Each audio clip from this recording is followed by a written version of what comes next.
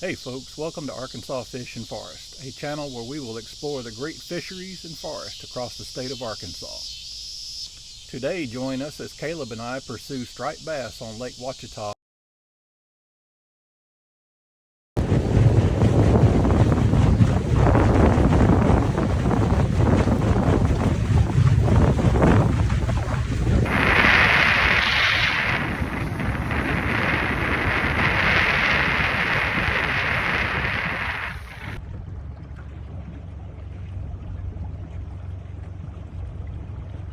All right, we're on.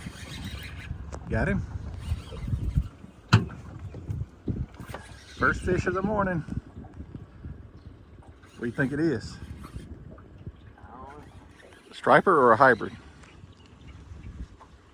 It's not a spot, is it? I got some head shake. You got a tuna. You need the net or? All right, we're still fighting him. See him. Striper? Okay, let me get the net. Get him up here. I'm gonna have to put this down. Get him up here. Woo, boy. Oh, get him in the net, buddy. There we go. We're on, baby. Check that out. Give me a high five.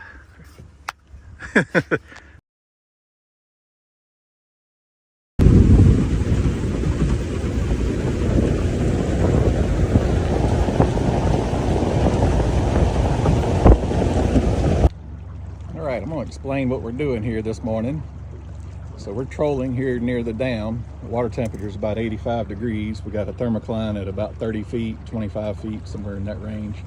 And we're just running some crankbaits right over the top of that and kind of cruising around. Look, just searching this morning. We already got one nice one in the boat, but we're using our depth finder up here on the front to mark some of these bait balls, and you can see it's right there on the thermocline.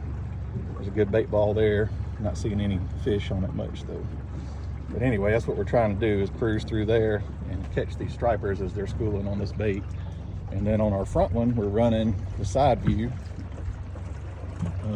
so that we can see the bait out to the side. You can see there's some bait balls there on both sides. There's fish on this one. Yeah, I see the one fish over there just to the left of it. Yeah, maybe we'll get hooked up here in a second. But we're just cruising around about 3 miles an hour, and got a crankbait on this pole that's running probably 15 foot deep. And then we have actually I have it's a jerk bait style bait that runs about 12 foot deep on that one in chrome. This one has a little bit of chartreuse and purple on it. That's the one we caught the big fish on earlier. So just playing around and seeing what we can do.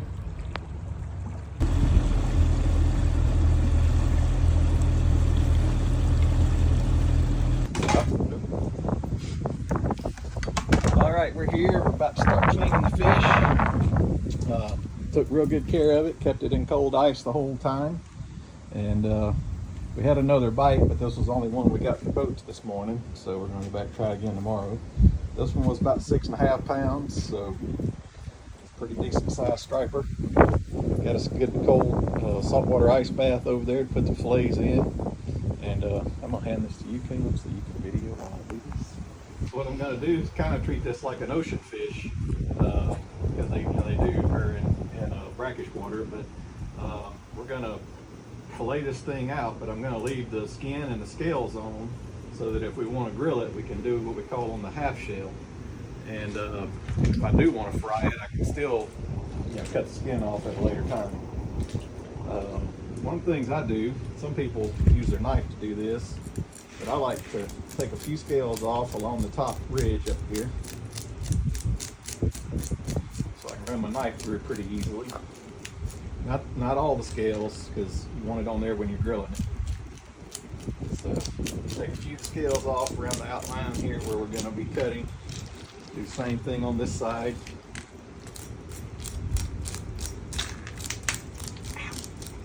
This fish feels like a lot bigger fish than 6.5 pounds. we measured it right when it got out of the water. I think it might have been. Okay, we'll make sure we get all the meat. But this should clean pretty easily. Okay, there we go. Sharpened our knife earlier, so good to go there. I like to start out on this side. Doesn't really matter. But you just want to take your fillet knife, good and sharp, and get in here, start a cut right along the spine. And this is what getting the scales off makes that a lot easier. Come in here, make another little cut, and fill the spine down through there. We're going to come around this side, make our cut up here by the head, don't want to lose any meat. And I'm not going to go into the ribs or the gut. I'm just going to cut down here a little ways. And then come back around, cut into there, and then we can start working the meat off of this thing. Just like you would an ocean fish, I do my freshwater fish the same way. Don't want to lose any meat, so you want to hear that bone. I'm going over the spine now, so you're going up and over a little bit. And then once I get there, I can come back around here, don't cut your finger, and I can actually go right over the top of these ribs and not really get a whole lot of rib bones in the fillet. And then you're going to come down off of the ribs, bring it to the back here. A good sharp fillet knife is a trick on this. Almost all, I'm not taking the, so if I were going to take and fillet the skin off of this, I'm leaving a little piece of tag there connected, and I would come in here and I'll tell you what, I'm going to go ahead and do this with this one. You can see we went right over the ribs. Nope, we didn't lose any meat. There's the spine. We also bled this fish out. We cut his gills before we put him in the ice bath, and bled him out, so got a lot of the blood out of this meat, so that'll make it taste a lot better. But if, say you were going to fry the fish, come in here, bring it closer to the edge, and you just want to cut it right along. This is why you leave the scales on. And the other thing, these stripers have some red meat on them, so if you can get up off of that skin a little bit, keep your blade tilted upward just a little, you don't lose a whole lot of meat, and you don't get all that red meat that has blood and stuff in it. It doesn't taste very good. Okay, here you go. See all that red meat we left on there? We left a little bit of meat, but now the fillet is clean. We still have a little bit back here. We can trim this off a little bit.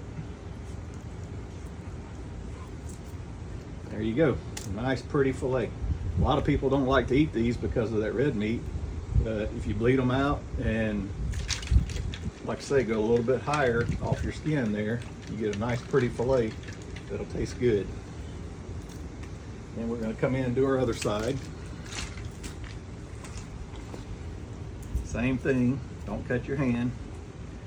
He's a little slimy. Oh, our water turned off. Okay. Had the water on the timer. Just wipe it off a little bit. All right, so we're going to come in here and do the same thing on this side that we did on the other side. Don't cut your hand.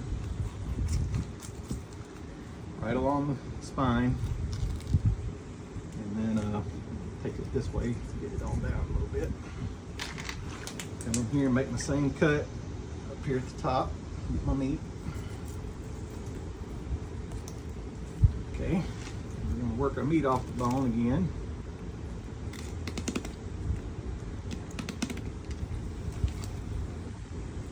And cut right down over our ribs again, pulling that meat up off his back so we don't lose any of that. We're going to come right off this rib cage there. Don't want to lose any meat. Here we go. And this one, I'm just going to go all the way through because I think I want to grill one of these. And so now I've got this fillet. Again, we didn't miss any meat. Might have missed a little piece there on this one. Make a little nugget. That's all we missed. See, that's all rib meat. We're right on the spine. Nice pretty fillet. We can season and butter this and set it on the grill right over the coals or near the coals, and cook this piece like that, what they call on the half shell. But that's it. That's 2 ways to prepare it, and ready to cook it now. As you saw, we had somewhat of a slow start this morning. We didn't really get the topwater bite. There was another section of the lake I wish we had started in. We started out by the dam, and I think we should have moved up to mid-lake somewhere, but we're still learning how to do this as well. And you know, that's the fun part of it, is finding out which parts of the lake you need to fish, and you know, what techniques are going to work in those areas, what you need to look for, whether it's birds hitting the water early in the morning or the bait schools on your graph that we showed. There's just a lot of learning you have to do to be able to do different types of fishing, and we're very much still learning on the striped bass. We were lucky enough to get a nice one in the boat. We did miss 2 others. We had some, I don't know if they were short strikes or just didn't get the hook, but we just didn't get them in the boat. But I thought I'd talk a little bit about a couple of the baits that we used. Early on in the morning, we were trolling, as you saw in the video. We had 2 baits on. We had this is a 6 Sense. I'm not sure which one they call this, but it dives about 10 foot deep, maybe 12 foot deep. One of the things that was kind of interesting is I do have some heavier rods that we use, but this rod was actually just a largemouth rod that we use for largemouth bass fishing. It's just a Quantum, 7.2 or 7 foot 2 inch rod. Heavy. It is a heavy action, but we have a Johnny Morris carbon light reel on here, so probably a little undersized gear there for what we were doing. You saw Caleb was fighting that fish pretty hard. This rod does have a good flex in the tip, as you saw in the video, so that helped out. But this chartreuse crankbait, early in the morning when the water's still a little bit dark, we had 2 bites on that one and got 1 of them in the boat. So I really like 6 Sense baits, and that one came through for us this morning. But any kind of shad type bait, this is also, again, in chartreuse and a little bit of blue on there. This one would run similarly down to about 6 feet or so, and that's another 6 Sense crankbait there. But first thing in the morning, oftentimes you want to try a topwater lure, and the topwater lure of choice for me is a Zeraspoot. And you can get these in larger sizes. I like this kind of mid-grade, mid-size. It's not the small one, it's not the large one. This is about a 3-inch Zeraspoot here with 2 hooks on it, 2 trebles. And just, you're walking the dog with this and trying to get that topwater bite. We're into that time of year where the topwater bite is either going to be non-existent or very short, because the water's hot, the temperature's hot. We're getting into the dog days of summer, and these are fun early and late, but the bite on those is probably going to be pretty quick. A lot of people use a C10. This is a C9 right here, and you can troll with this or use it as a jerk bait when you have a lot of shad and stuff around, so that'll work well. On a Clearwater reservoir like Ouachita, this is a jerk bait. It's a deep diving jerk bait. This one actually gets down 10 or 12 feet.